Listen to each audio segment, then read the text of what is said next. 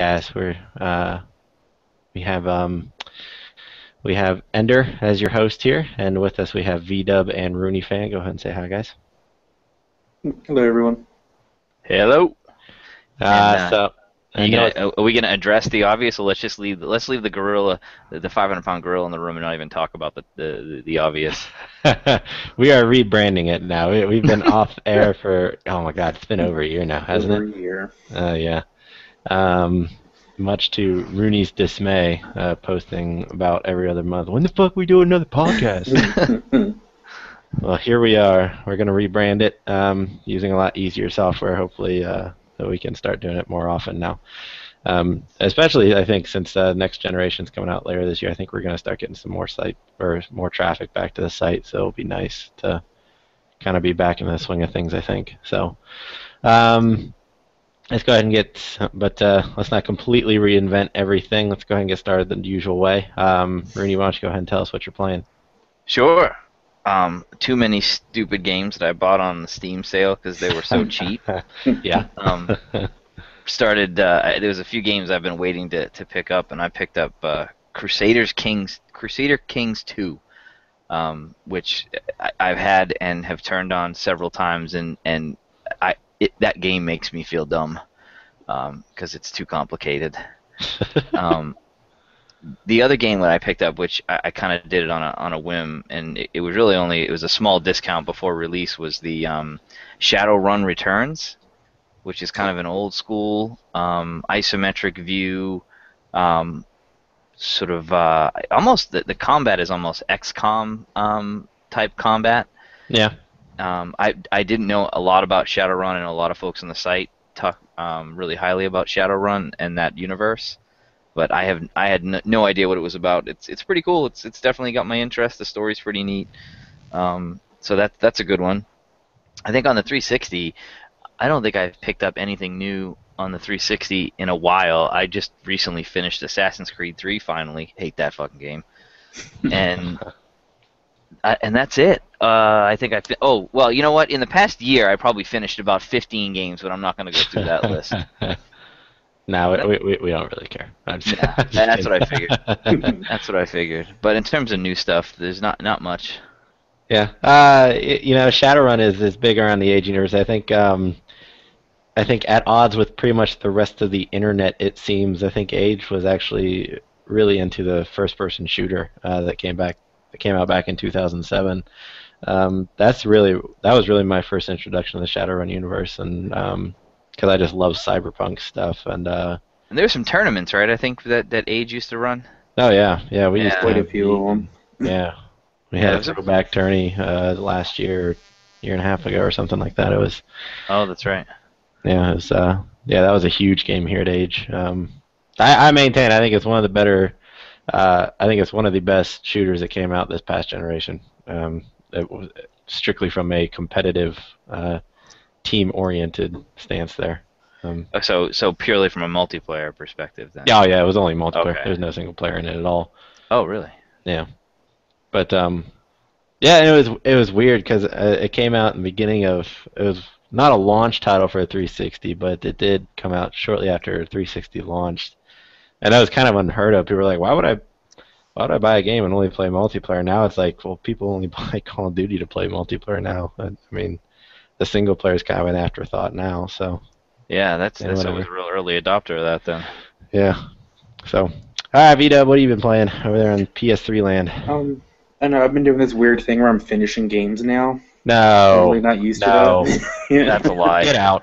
Just That's leave. a lie. Right?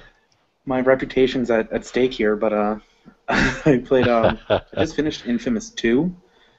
Did that on the evil ending, as obviously.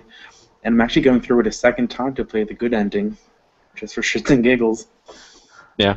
But and then the usual, I've been playing Borderlands 2, like it's going out of style, but I haven't really been playing much Yeah. in terms of anything new, but sticking to the old stuff, trying to get rid of the 80 game backlog that I have going on. Yeah. Did you pick up anything during the Steam sale, or do you play anything on PC? Or Negative, no PC no? gaming for me. Yeah. Yeah. All right. On. That probably saved your wallet then. That's probably a Yeah. good thing in retrospect. Oh, I have a confession to make. and I can't believe I didn't even think of this. And if we went this whole podcast without this coming up, I bought a PS3. Oh my That's God! right. Hell has frozen over. I forgot. Hell hath frozen over, and I did finish The Last of Us on that, and I played some of Uncharted 3. I'm probably halfway through Uncharted 3, and that's real recent. I probably did that I did that literally in the last month. So I officially went over to the dark side, or at least half of me did. There you go. That's awesome. It's only a matter of time. Well, I've actually past week or two I've really just been kind of playing Last of Us, and I'm playing Gears of War Judgment. Are really my two big games right now. Last of Us was fun. You know, anyone who's played Last of Us knows it's a slower paced game, so it was it took me a bit to get into. Like I remember an hour into the game, and I'm thinking to myself, I don't really see what the big deal is. How the hell is this getting, such rave reviews? And then but it grows on you for sure. And especially the multiplayer, once you learn all the nuances, and once you get into it, and that stupid little metagame they have, it's actually pretty addicting. So I'm actually having a lot of fun with that. And like Rooney, I never thought I'd say it, but I'm actually playing my PlayStation quite a bit now compared to my 360. Not to say my 360 doesn't get the equal amount of love, but I mean, shit. Even a couple of months ago, my PlayStation hadn't been turned on in probably a year or something. So needless to say, when I did turn it on, I had to wait probably an hour and a half for updates. So. I don't know what it is, man. Some people get those updates quick, but and I have pretty good. I pay a premium for pretty good internet, but man, it just dogs coming from PSN. I don't know. Yeah, I didn't notice much of a difference, but they definitely took a while. But it wasn't as bad. The way people talk about it, I was expecting to have to wait days before I could actually play the thing. Yeah. There's just certain people that have to wait days because their internet's kind of slow. Yeah. No, and I like to complain about it, but honestly, it didn't take me an hour. It probably took me a good 30, 45 minutes. But I like to exaggerate sometimes, especially when I'm staring at a new game and I have to wait for my system to update. I'm like, son of a bitch. So, but no, yeah, I finished Last of Us 2. Maybe we can talk a little bit about that. I know VDub hasn't played it, so I don't want to get too much into spoiler territory. So when do you think you'll play that, VDub? Like 2016-ish? I don't know. Depends, Might be a random purchase one night. You never know. Do you force yourself to go through your backlog on a FIFO basis, first in, first out? Or just whatever's in front of me. Whatever's in front of There you. you go. Yeah. Only reason why I'm doing Infamous 2 is because it was free for PS Plus. And I also have the disc, but I downloaded it. I'm like, why not? It's in there. I don't have to move to put the disc in, so Yeah. I'll just finish that up. And I was like, pretty much I had like 3 missions left basically when I stopped playing it. Yeah. So I was like, I might as well just go through it, get it out the way. There you go. I gotta, since you brought it up, I gotta throw big props to the whole PS Plus thing, the whole idea of all those free games, that was a genius move on Sony's part, because I'm getting those free games. I bought the PS Plus subscription, and it's encouraged me to buy more. Let's just put it that way. It really is a good deal. Like, I know, like me personally, I have like 70 games downloaded. Wow. And just because like pretty much anything that's free, I'm gonna download it because why not, right? Right. Then you can access it later, even after it goes off free status, right? Yeah. Like you can always you can delete it if you want, and then you can still get it because you already actually downloaded it. So you just go through your history. Yeah. It's still free. Yeah, I mean it's an excellent deal. There's no denying that. But I've been thinking about shelling out for PlayStation Plus membership too. But when we were so close to the next generation, I mean, there's no backwards compatibility next generation, so I don't know. Is that carryover from PSN? I don't know. I think there's too much stuff up in the air right now. I'll probably end up getting it next generation, but now it's like I don't even really have that big of a backlog. It's just I don't want to start another game right now because I have a feeling I'm going to be playing what I have through into the beginning of next generation. I already have both the consoles pre-ordered, so I mean, I don't want to.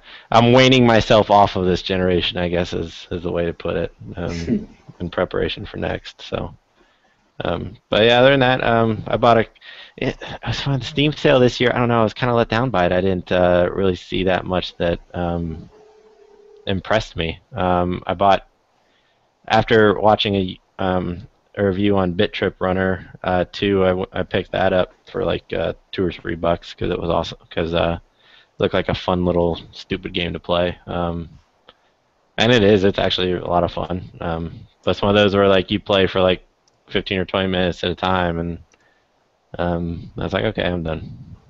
It looks like it'd be suited to a mobile device, but whatever. It's fun. So. I've heard that I also got to on the Steam sale the Rogue Legacy. Have you seen that one yet? I have not. That's very much in a similar vein in terms of you pick it up and play it for a little while and put it down, and it's a lot of fun. It's a real throwback. And that was definitely worth. I don't think I paid too much for that. That was definitely worth the money I paid for it. I don't think I'll ever finish it. I think I don't think I'm the type of person that has the patience to play that as much as I would to finish it. Yeah. But it's still a fun game. Yeah. Going back to your point earlier about Shadowrun, that was a Kickstarter title.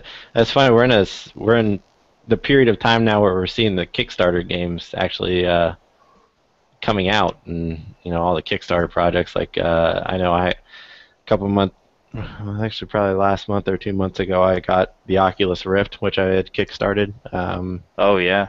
Yeah, the Ouya came out, which was kickstarted. Shadowrun Returns was a Kickstarter project. So it's kind of cool that we're actually seeing this stuff come out, because, when it first started, it was kind of like, well, throw money to it, but really kind of going into new territory here. I don't know how it's going to turn out, but yeah, and they really, I think somebody made a good point. I'm trying to think there was another podcast made a good point about the viability of Kickstarter, and the point they made was that what we need to see happen or have happen is a massive failure of a Kickstarter before we know whether it's something that's that can recover, and continue on.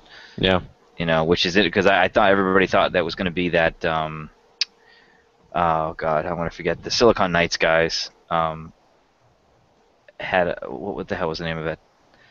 I don't know. I'll look it up. But there was some Silicon Knights developers who had started a Kickstarter under pretty questionable terms, and then did their own thing on their website, and were almost sort of double dipping throughout the process, and then they ended up refunding a bunch of money from their campaign.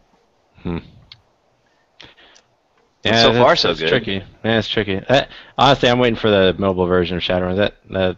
After watching the videos and seeing stuff, I'm like, that'd be something I'd play while I'm taking a crap. So I'll wait for the tablet. That might be version. tough, though. that might be tough. I don't know. It know. might be tough. I was watching videos. I was like, it looks like it'd be well suited to a tablet game. I think you'd need at least a touchscreen. Yeah, I guess tablet. Yeah, okay, all right, I could see that. I wouldn't play it on my phone. I'd play it on tablet. Yeah, I could see that on a tablet. Yeah, okay. I'm with you. All right. Yeah.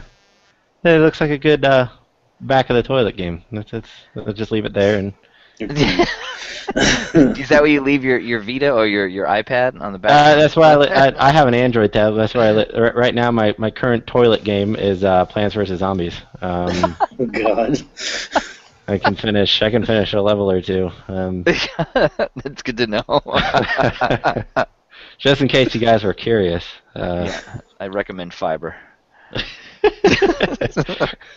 Alright, moving on from that. Did you anybody play State of Decay? I have. I'm bored. It's boring. I find it so boring.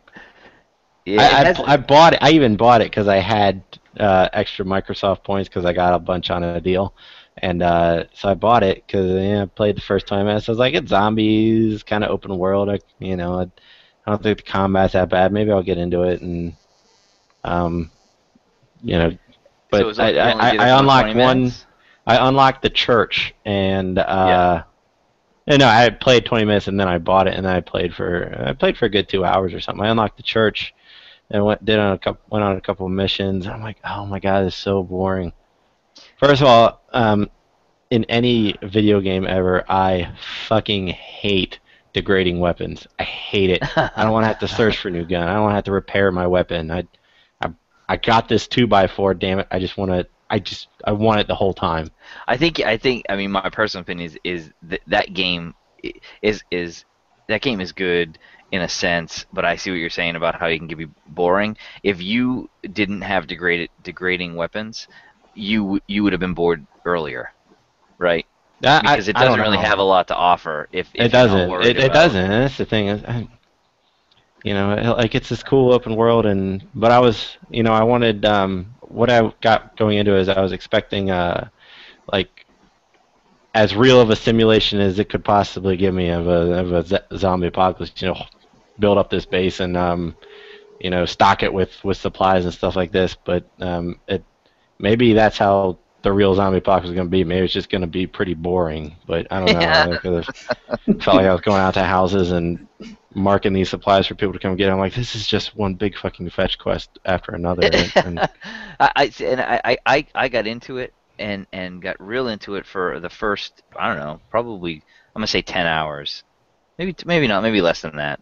And then I kind of hit a wall, and I've tried to go back to it a couple times, and I'm done. I can't. I'm not. No. I don't think I have the patience to push the system to where it needs to be to get the thing to progress. Because clearly something's going to happen if I were to follow through on certain elements of the gameplay around that base building and around survivor accumulation, so that I can push the story or the sort of the inherent story further. I'm not interested in grinding out what I would need at this point. I think that, but there's pieces I really enjoyed. There was definitely some tense moments. I mean, my wife. It's the only game I've played where my wife would actually turn around and watch the drama that was sort of happening, with the survivors and I got to take this guy out and either talk him out of something or shoot him. Yeah, that's the other thing. There's a bunch of the characters I looked at. I was like, this is just a fucking Big Brother episode, and I hate Big Brother. That's a good analogy. I don't know. I wasn't a big fan of it, but yeah, to each their own, I guess. So I bought it, and now it's just sitting on there with 2.5 hours played, and I'm done. Whatever. Speaking of kind of a cool segue, watch this, zombies. There's a game that recently came out called Last of Us that also features some kind of zombie. See that segue there? That was good. I like it. Bitches, that is professional. That would have been awesome if you didn't announce it. Yeah. Yeah. Well, I'm getting back into it. This is AGECast number 1. So I'm getting back into it. This is watch me work. You gotta give me some time to get back into these things. But going on to some Age news, we did have a tournament that actually kicked off on Friday. What date was that? That was the 26th of July. Yeah. And it was fun. It was the first tourney we've had that Age has had in a while. I think that wasn't hockey. And man, it was a lot of fun. Woke up. It went off without a hitch. Yeah, man. Here it is. I would like to nominate Chief to just be our designated tourney organizer, because everything that guy puts together just goes off perfectly. I don't know how the hell he does it. That was great. I did get a little nervous though. I think we were the only ones to have that issue in that first set of games. Yeah, the first set of games. Yeah, Rooney and I were on the same team. The first set of games, we got kicked out 3 times in a row after being in the game for 3 or 4 minutes. It just randomly disconnected. I'm like, this shit wouldn't happen on Xbox Live. See, well, no, it's because you jerks decided to join PS3 and just kind of shit the whole network down. Of course, it had to be you two on the same team. Clearly over capacity. Next time you guys are separated. Shoes. No, but we got on a different host, and we didn't have any problems the rest of the night. That was it. Pretty smooth. But yeah, the tourney went well. I think there was this fear early on that the team that actually ended up winning was going to roll over everybody, and they did end up winning all their games, but they had some really close matches. So I think it was pretty well balanced actually. Yeah, I agree. and it's just one of those things. Like I know they set this tourney up like a month ago, or even farther than that, and it was this one team that got on every night to play with each other, and everyone else kind of forgot about Last of Us for a month. So we come back. Took the I think day off. yeah. So everyone, in that game, everyone has ranks in their multiplayer, and their lowest that we got into the room with that team, their lowest ranked player had a higher rank than all of us combined. I was like, this is gonna go well. Oh wow. Yeah, I didn't contribute very much to that rank score. That big old 0 there. Big old 0. No, but no. Well, I think shit. We were even in the lead for a little bit in that game. They came back and got us, but yeah, it went off really well, and everyone got done by. I think we were done by like 11 or 11:30. Yeah, that was early. I was So- expecting much more of a fiasco to go into the early morning, but And there was a time when with age events where I was thinking, if it doesn't end at like 4 o'clock in the morning, then it wasn't a good event. But you know what, we played for a while afterwards too, and still got just as drunk. So it worked. Yeah. So I know there's news of other stuff they're trying to keep that going. I guess either form a more structured game night around Last of Us, or maybe playing another tourney. I'm not sure. Obviously, going out there to the Age community, if there's any game that you want to have a tournament organized for, definitely let one of the mods know, myself or Chief or any one of the mods, and we can try to help get one scheduled, because I think everyone would like to. Everyone, I think, would like to participate in more of those. It's just planning them is kind of a pain in the ass. But if we get some people who know what they're doing, maybe we can help alleviate that. So, yeah, just let us know. Moving on from that, so I was kind of debating bringing next-gen stuff in, but honestly, we're starting to see more news about the next generation of consoles every day. So I think it's still a relevant topic. So obviously the biggest piece of recent news is Xbox has once again done a 180 on some of their policies, and I guess indies can self-publish now. So we can start to care about. So now that both consoles are on equal ground, we can go back to caring about the 1 or 2 indie titles that we all care about once a year, and then just forget about them again. I guess so. Forget about the next gen. I'll play the Microsoft apologist only on one aspect of I don't I'm not, they've done a terrible job with their messaging, but Yeah. I think all they really did on the indie self-publishing side was to basically say nothing until they had something to say, because I don't think they came out and said we're not going to do it. I think they just didn't speak to it at all, period. Well, I think they came out and said that you'll need a publisher.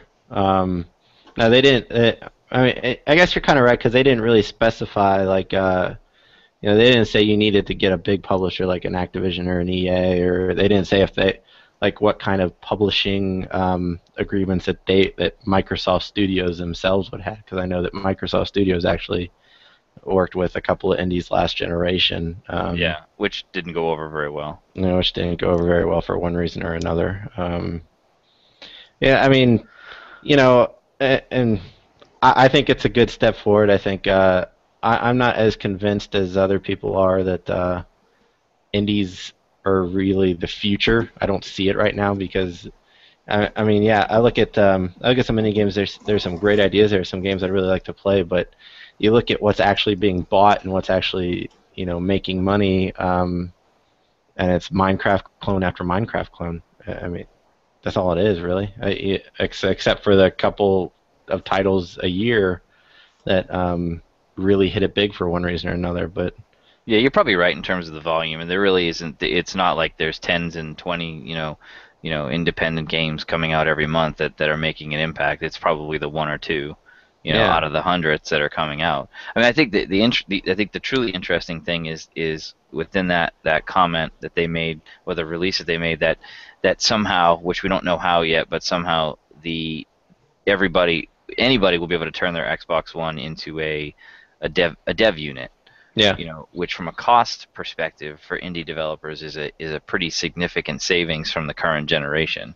Yeah. In terms of having to get a type of debug unit or dev unit that they could actually develop on. And it's definitely not, everybody points out the XNA tools, which were not really, I don't think most robust indie games were done on XNA tools. I think they were done on larger development environments, if I'm not Yeah, but you know what? misunderstood. I've actually played around with the XNA tools and made a couple of throwaway apps here and there using them.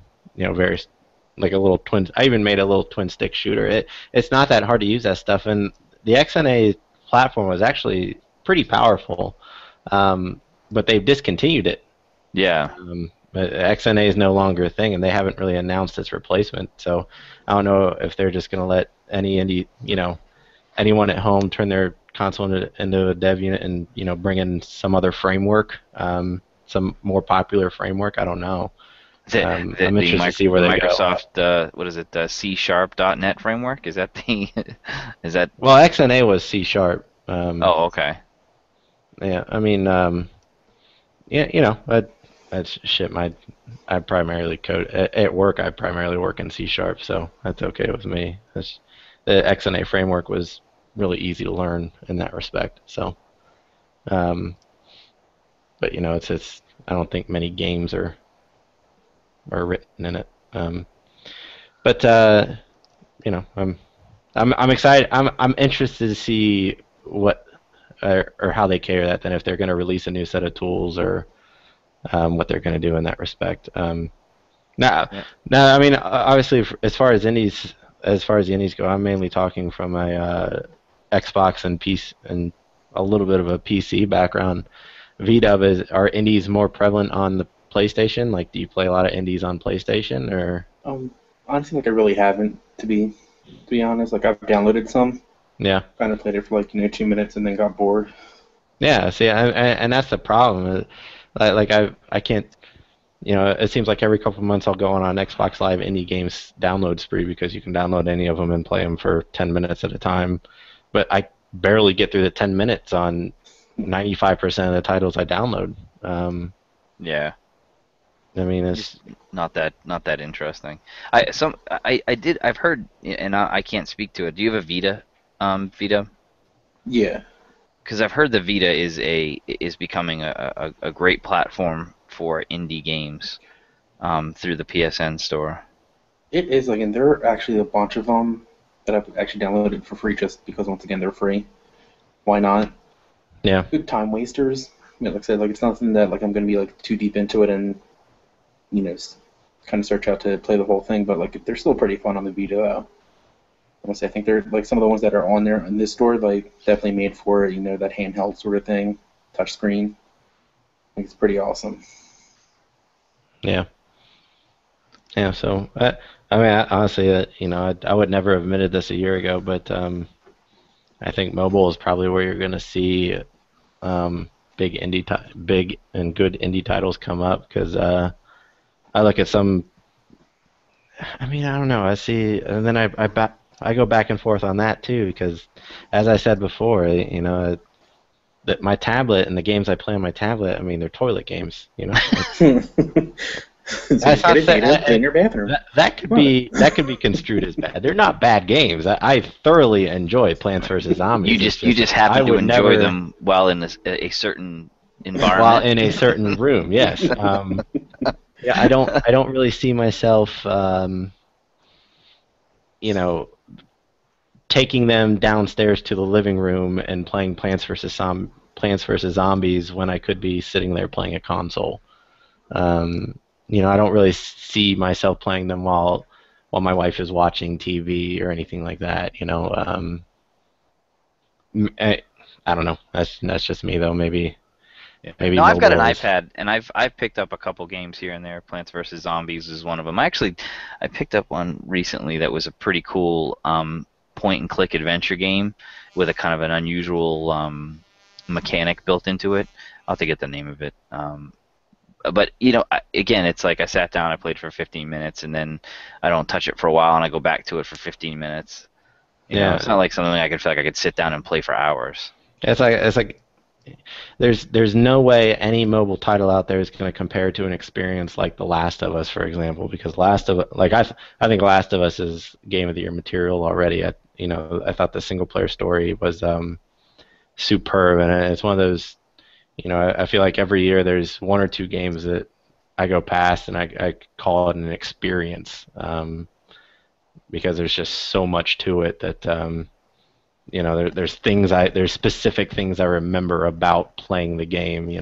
Yeah. And I don't think you're gonna get. I don't think there's any mobile title thus far that that I'm gonna get that out of, and until they get to that point where they start making games like that, that they don't have to be graphic powerhouses or anything like that. It's just they have to offer some kind of experience that I can't get on a console. And Yeah, I think it lends itself to a them. certain type, though. I think you have to look at the type, the type of game you're playing. Can have certain elements of story, but it can't be the type of almost, Last of Us type of experience where you always feel with a game like that as you're experiencing the story, you stop seeing the television and you just sort of start seeing through into what's happening, on your screen. Whereas on a mobile device, you're never going to do that because you're always staring at a 5-inch screen or whatever, a 10-inch screen if it's a tablet. That's always going to take you out of that experience. So, but I think you can structure games like there's certain games like I could see Hotline Miami. There's a couple others too that you could see that transfer to the mobile platform, because it offers that certain type of experience that makes sense on that platform. Right. Yeah. So I don't know. I think it's going to be interesting to watch it play out because mobile devices are getting more powerful every day. So and more developers are moving to that platform every day. It seems like so. It'll be interesting to see what they come up with. So. Just waiting for my NVIDIA Shield to show up in the mail. No, yeah? Did you get one? No. I was going to say, okay. That's one that I feel like I played with that at PAX and at PAX East, and that is one where I feel like somebody in product development is like, we can do this. It doesn't mean you should. I don't. All right. So other next gen news. Off the top of your head, which ones is there one console that you guys are leaning to right now? VDub? Duh. I just PS4. want to hear your voice, man. I've had the PS4 pre-ordered since they had the launch. All the launch is going on. As soon as it was available on Amazon, I had that pre-ordered. So I'm definitely gonna go PS4 all the way. Absolutely. I might think about getting the Xbox One at some point in time. Yeah. Probably will because it's me, and I just buy things like that. But, I don't need to eat. I'll just buy video games. But no, I'm definitely gonna get the PS4 absolutely at launch. It's day one purchase. Is there any game that you're looking forward to right now? There are a few games. Yeah. I was probably just gonna do for the multiplayer aspect of it, Killzone 4. Yeah. Right on. Killzone 4, yeah, because that's Killzone. It was always a fun game, especially with the agers, when we had the game nights and whatever. Yeah. They were always fun. It was tons of laughs. So you couldn't really go wrong with that. And then and there's also Diablo 3 supposed to come out for it too. Oh yeah, yeah. Blech. Is that coming out for both consoles now? I think. Yeah, I did see it coming out for both. Yeah. At that point, it's going to be what, 2 years old, year and a half. Yeah. Not to say that's really bad. It's just I think it's kind of bizarre because I feel like anyone. I didn't really see Diablo 3 as I didn't really see its system specifications as prohibitive, I guess is what I'm saying. So I'm kind of the opinion that if you wanted to play Diablo 3, I feel like most people probably play Diablo 3. Obviously not everyone, but I feel like a lot of the population of Diablo 3 players has probably already played it. Yeah, probably. But I mean, it's cool that they're bringing a game like that to the consoles. 'Cause I don't think you would have seen that. I don't think you'll see that on like you would see that on like a Xbox 360 or a PlayStation 3 in their current state. So it's definitely pretty cool. Although of course they have Defiance. That's pretty big with the age crowd right now, isn't it? Yeah, And that's sort of similar. Isn't that a similar experience? That one kind of clearly it illustrates what the upper boundary is of what these systems are capable of in terms of a massive multiplayer environment. Like, yeah, that game can be a glitchy mess. But offers some cool stuff, and I've gotten some enjoyment out of it. Not as much as I thought I was going to, because again, I think that's like for me, MMOs in general. For me, I run into that if I can't get on and play consistently with a group of people, then I lose interest because I don't feel like getting on and trying to find people that are at the same level that I'm at, and then I just move on to something else. I don't need to. It becomes work at that point. Yeah, that's the thing I feel with every RPG. That I'm not a big RPG gamer, and that's the reason why. Is I feel like most of the time they turn into work. So then I'll be damned if I'm going to come home from work and work. Fuck that. So yeah, it's funny. We didn't have a PS3 in this house until just recently, and I always had the same position, which was, it was cost prohibitive in the beginning. I remember when we picked up the 360, and then the PS3 was so much more expensive, and I kept saying to myself, when a game comes out that is so good that I have no other excuse but to buy it, yeah, I'll buy a PS3. So with that, obviously took until The Last of Us came out, and I felt that compelled, to get it.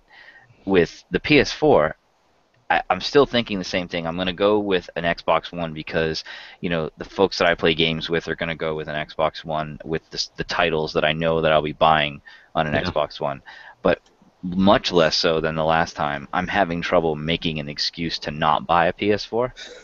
So I definitely see, after a lot of, on bended knee begging to the woman across the room from me, there may be a PS4 in this household. yeah.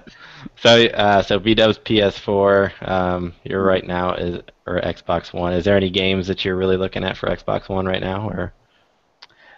I think I kind of dig the Forza title that they showed. No, okay. I think that looks pretty cool. I think a lot of the the multi-platform games, I think they all look great. I don't know which. I'm curious to see if we get burned on any of them in terms of one system's ability to present the experience over another. I don't know if we'll know that until the games come out and we folks are reviewing them on both consoles and tell us that the Xbox's memory allocation is causing it to perform worse than the PS4. But they all look great. So I want them all. I'm trying to think if there's an exclusive on Xbox One that has me really interested. I was just going to try to find the list. There's at least one I think that other than Forza that I was really excited for. I'm excited for Titanfall. Yes, thank you. That's the other one. Yeah, yeah.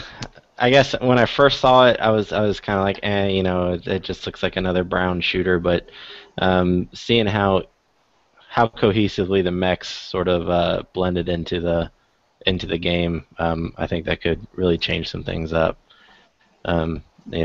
Shooters. I love shooters. Easily my favorite genre, but I think right now I feel like it's so stagnant. Like I didn't even get the last Battlefield because I felt like I just been there, done that. I haven't bought a Call of Duty in years, so I'm always, I love looking for new things. Titanfall looks like it could be it, although even more than that, I'm excited for that Sunset Overdrive, just because it's made by that.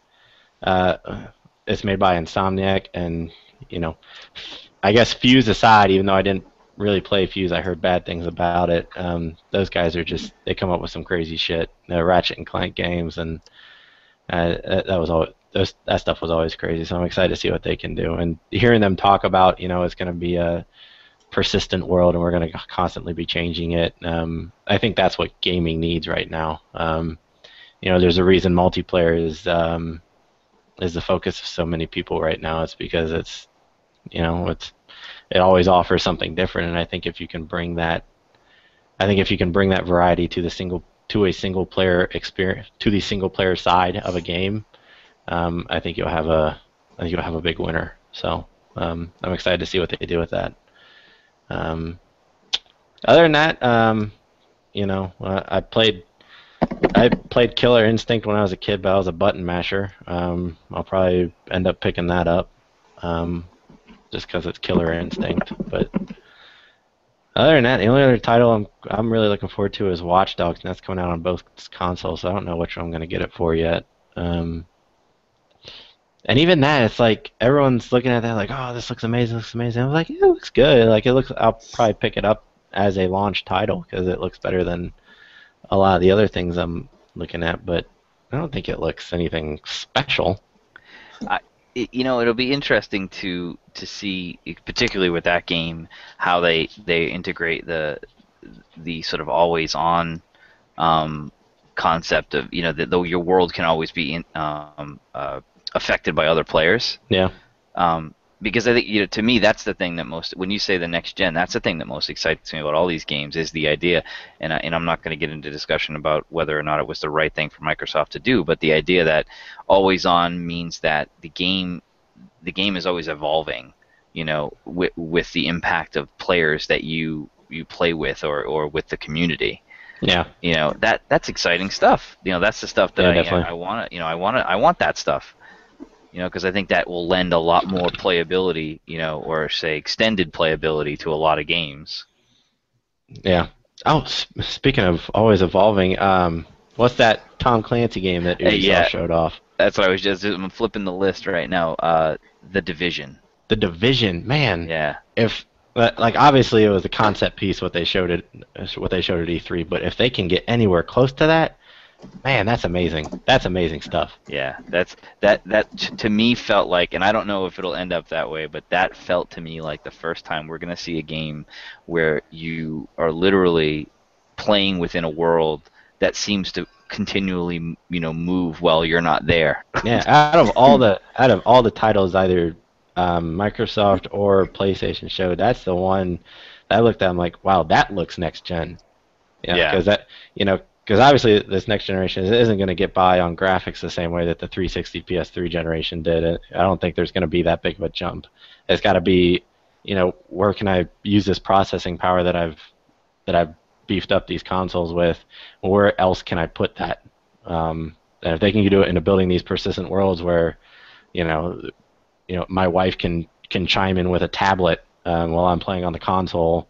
And she can control a drone because she could do that. She's getting better at the controller, but she's not quite there. But if she can chime in with a tablet and help out and feel like she's playing the game with us, I mean, that's next gen stuff. Yeah. And everyone kind of scoffs at the mobile platforms. We had the discussion earlier in the podcast, but I mean, that could really help bring them into prominence, I think. Depending on how they integrate, sort of that second screen experience. Yeah, I think it's too early to pass judgment on that second screen stuff too. And I know some people are frustrated by the overpromise in the current generation of that second screen. Yeah, but I think the increase in processing power is going to light that stuff up, and really give us something meaningful to use with it. Yeah, I think so. I'm excited to see what they do with it. Also, dude, I just can't believe you have an Oculus Rift. Oh yeah, I got. Well, I've that development is my background. So when I saw that with the Oculus Rift, you got their SDK and you got the Unreal SDK. You got a year's worth of support of Unity. Unity's open source, but oh wow. they give you a year of professional support. I was all over it. I'm really, man, I tell you, that is. I'm gonna go back. I'm gonna pull a Microsoft in 180 here, man. That's actually gonna be the future, man. That's amazing. It's funny. Like you put on the Oculus Rift, and your first thought is, wow, this looks like a screen door because I see, obviously the developer kit is not super high resolution. Apparently they have 1080p displays now, but the ones right now are, it looks like a screen door when you first put it on. But then you actually play something. I was playing Team Fortress 2, and it was just, it was mind blowing. It's really hard to put into words. To physically turn your head right and look in the game, you're looking at the right. It's like I'm no longer sitting here at my computer. I'm in the world. It's really amazing.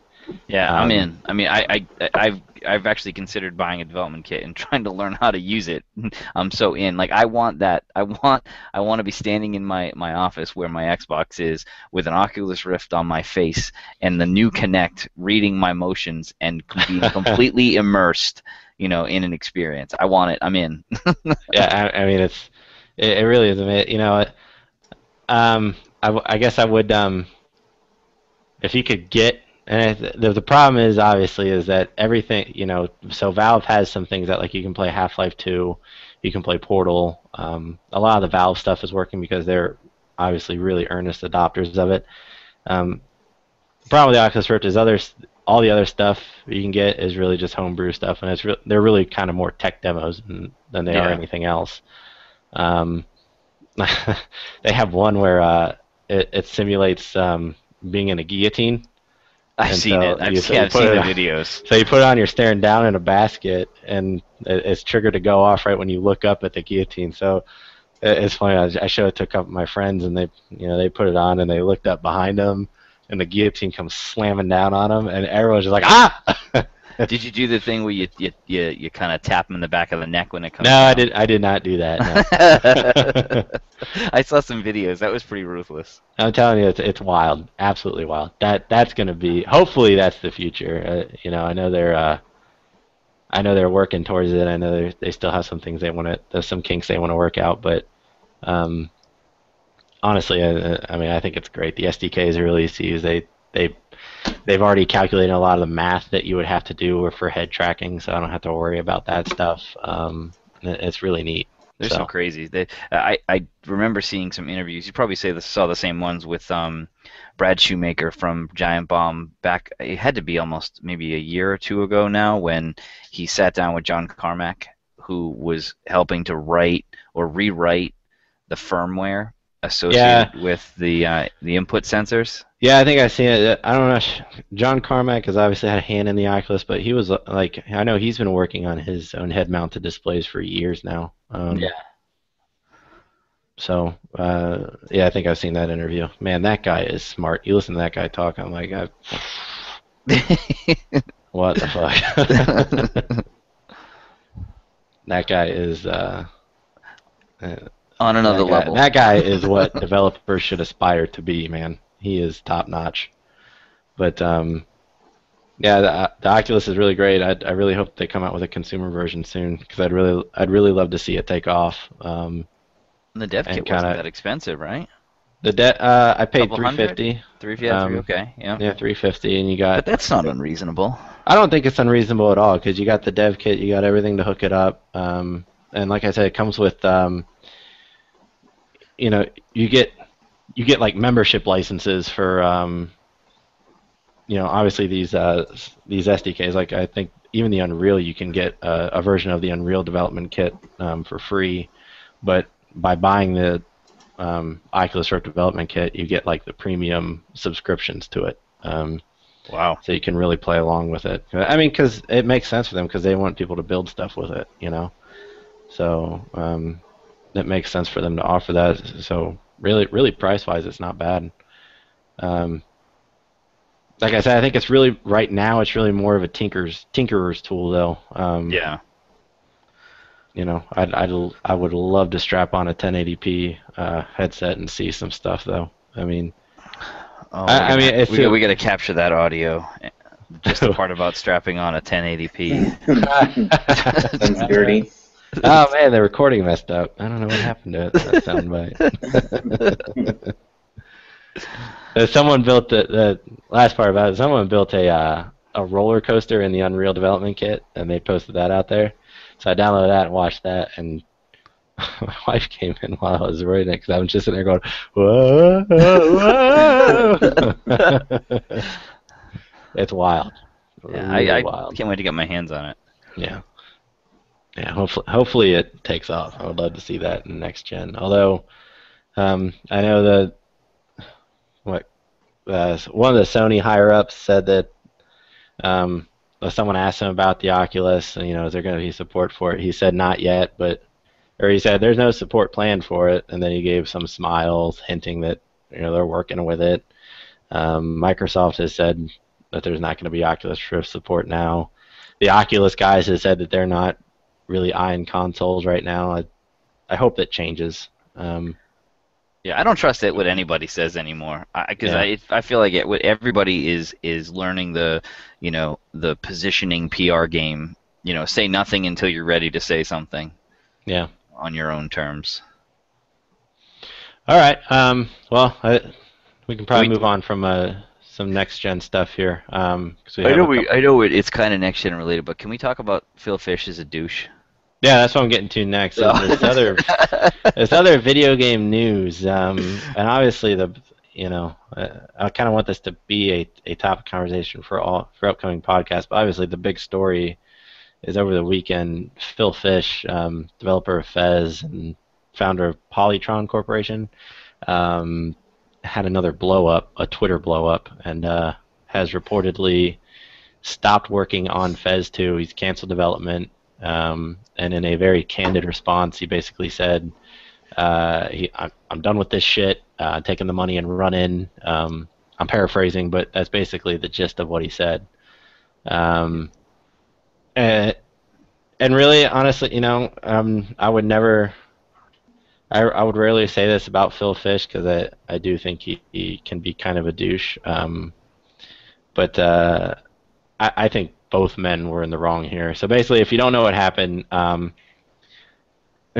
was it? It was video game trailers or game trailers? Annoyed Gamer, wasn't it? Yes, it's Mr. Beers, who goes by the pseudonym of Annoyed Gamer. I think it's on a Game Trailers podcast, Invisible Walls. Yeah, he's a whiny Brit. Yeah, he's he's kind of a douche too. He's just not as popular as Phil Fish. He doesn't have the same kind of media exposure as Phil Fish. He basically got on and was calling Phil Fish and Jonathan Blow douchebags and fucking hipsters and assholes and tosspots, which I'm not British. I have no idea what that means. Shorts bear. yeah. I can only guess to what tosspot means, but so. And then Phil Fish started ranting and raving on Twitter about how his life sucks and how Beer should just go kill himself. Although I think that was a Futurama quote. I don't know. Basically, both men started bitching and whining at each other, and it has resulted in Fez 2's cancellation. And apparently, Phil Fish is trying to get out of the industry now. So. Yeah, I honestly I don't know. I think they're both kind of in the fault. More so Beers, or more so this Annoyed Gamer guy than Phil Fish. I think if he's gonna, obviously his persona is the Annoyed Gamer, but if he's on a podcast for a game journalism site, I would expect a little bit more professionalism.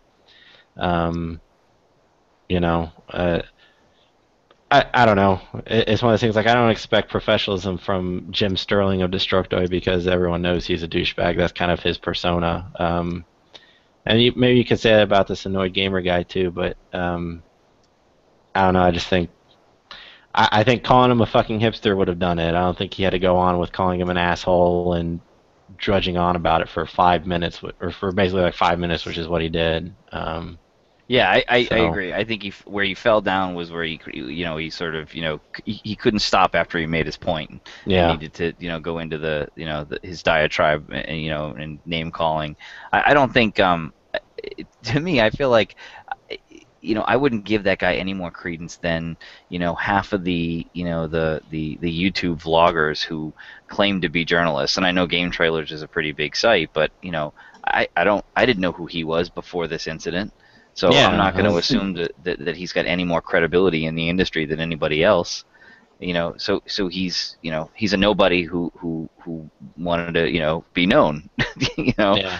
but I think Phil Fish has he continues to, sort of I don't know exude this persona of, a whiny, the world's out to get me, nobody understands me, independent gamer. Yeah. Like, that was a tantrum. I mean, the average person probably, blows that off, if that happens. Yeah. For him, it's like it's another opportunity for him to claim how misunderstood he is, or how bad the video game industry is. Yeah. And I mean, I would call him a fucking hipster. I think he's a fucking hipster, and I'm not a big fan of hipsters. I don't even know what that means. Just look at him. He looks like a Google Phil Fish and Google fucking hipster, and you're gonna have a whole page on Google Images of Phil Fish because that's what he is. My son described it to me as someone that doesn't shower very often.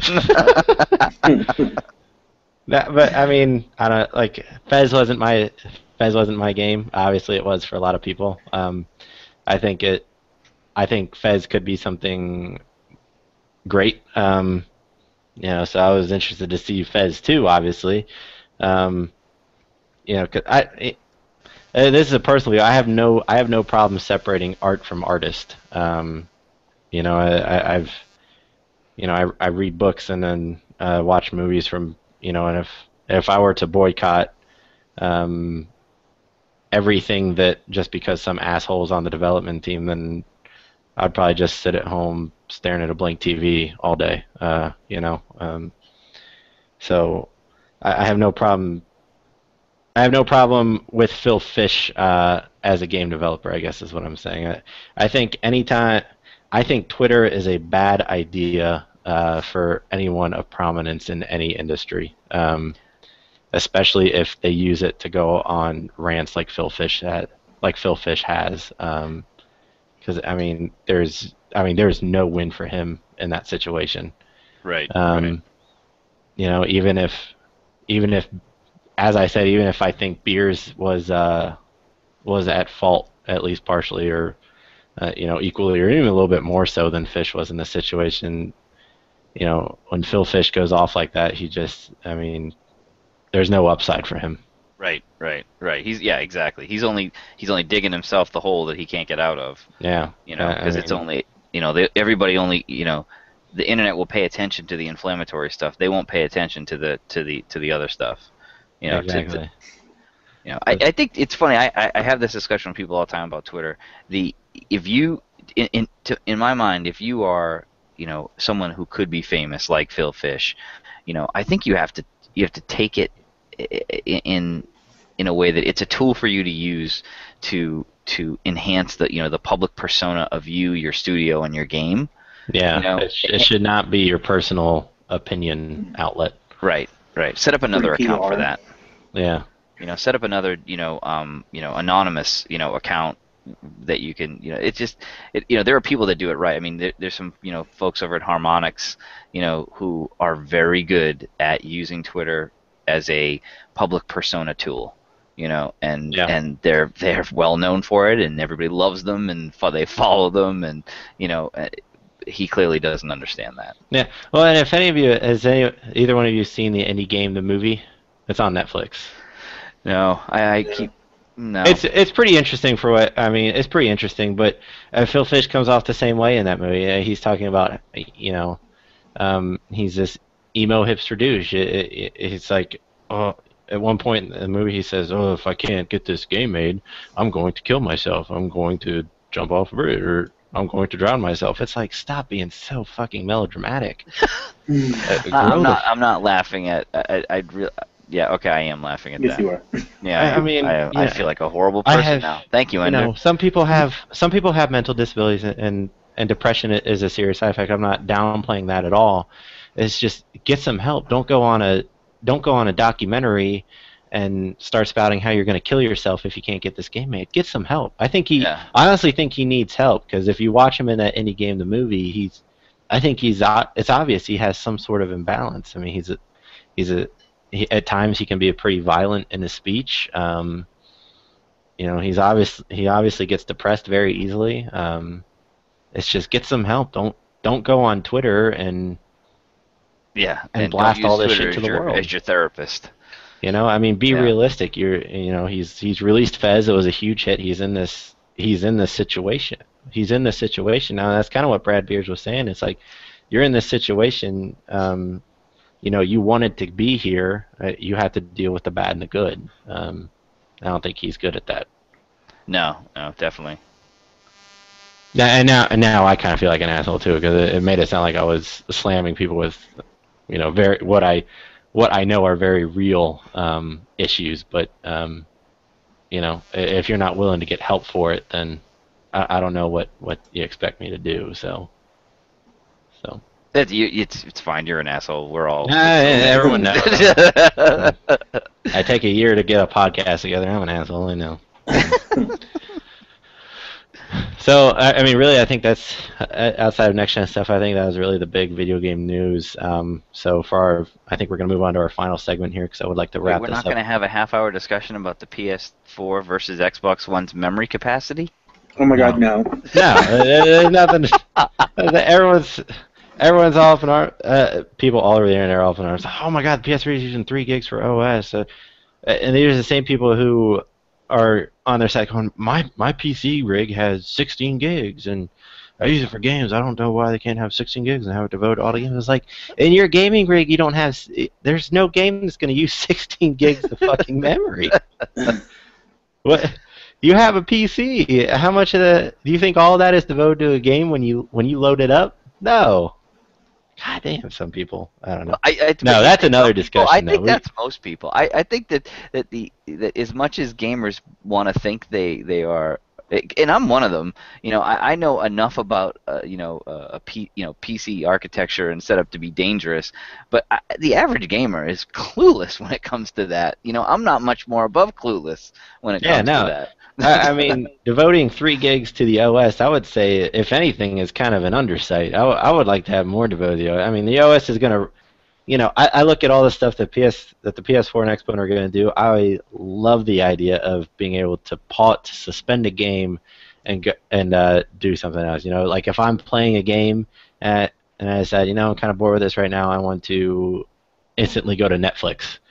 That's fucking awesome. That I don't have to exit the game and go to Netflix. I can just suspend it, go to Netflix, and then when I'm ready, go right back to it, right where I left off. That's awesome. And you can't do that. Shit. And you can't do that if you're only devoting, 512 megs to the operating system. You can't do it.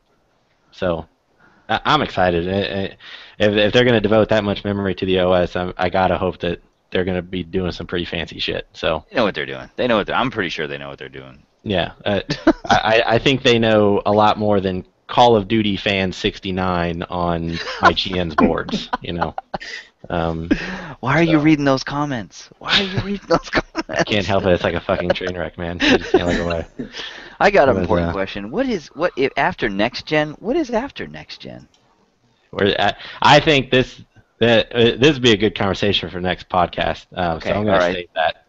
Let's put a tag in that. We can put a tag on that. That'd be an excellent conversation, because I do have some ideas. But for right now, we're going to move on to our last segment, upcoming releases. And like I said, we hope to do this podcast more frequently, so we're going to stick within a fairly narrow window here.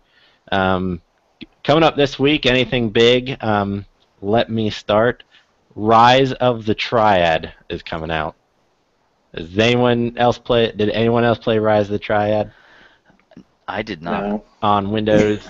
I played it back when I had Windows 95. I think it was compatible with DOS. man, that game was brutal. That was I mean, that game was more brutal than.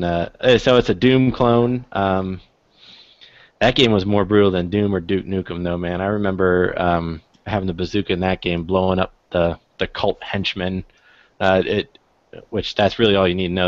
I don't think there's really any important story to know in that game. But you shoot. I remember I remember blowing them up, and you'd have like little cartoon eyeballs fly down in front of your screen, and it was just so brutal. And they had some of the coolest weapons. They had a bazooka that launched a wall of, like, literally a wall of fire that filled up the screen. I mean, I'm excited for this. It says 94, right? So I definitely was playing Doom. I definitely was playing Duke Nukem, and see, I don't remember this. I only played Rise of the Triad. I had a shareware version back when. You remember when they used to do shareware versions? Oh yeah. Dial up the BBS and get the shareware version. Hell yeah. So I only had like the first couple levels of it, but man, that game was brutal. Yeah, I'm just looking at the video right now. I can't believe it passed. It got by people back then, because it dealt with some pretty. It spit in the face of some pretty big things. Like there's a literal God mode where you pick up this pickup for God mode, and you would shoot these energy bolts from your hand, and you'd have this really godly like voice, and I can't believe it got past any sort of religious organization without someone throwing a stink. That was the Wild West back then. I mean, there was no intense. Yeah, there was no nobody even knew what video games were back then. I guess I think we're in that sweet spot now, though, where, man, I don't know if they're gonna have that in this, but people are gonna raise a stink because it dealt with some religious cult, and and there's things in the game that made you led to believe there could be any religion that you go to church on Sunday for, and it was really bad. It was really bad. But man, it and I'm thinking back to it, it's like I can't even remember if it was much fun. It was just so shocking at the time that that I remember it fondly, and so I'll definitely be picking that up. That's exactly how I remember Duke Nukem. It was fun, but it was also the shock value of the game. Yeah, I can go up, press spacebar, and see this lady's digitized boobies. Yeah, exactly. I was all. There's no other game I can do that in.